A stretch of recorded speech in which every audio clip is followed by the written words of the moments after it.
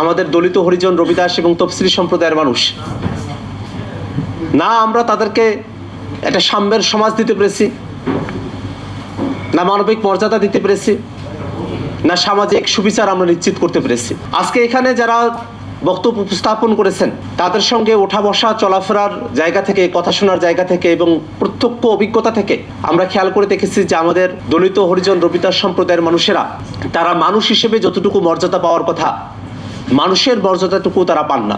আমরা একেবারে প্রত্যন্ত এলাকায় বড় হয়েছি, সেখানে দেখেছি যে যারা পরিচ্ছন্নতার কাজ করেন, সে পরিচ্ছন্নতার কাজ আসার পরে তাদেরকে কোনো হোটেলে ঢুকতে দেওয়া হয় না, খাবার খেতে দেওয়া হয় না। হ্যাঁ, অবস্থার পরিবর্তন অনেক হয়েছে।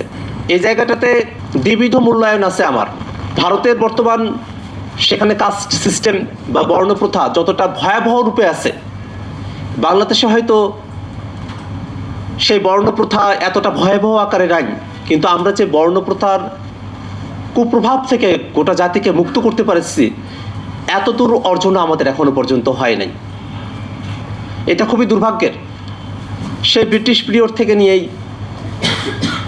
তফসিলি সম্প্রদায়ের মানুষেরা, দলিত হরিজন রবিদাস সম্প্রদায়ের মানুষেরা তারা তাদের অধিকারের কথা বলে আসছেন।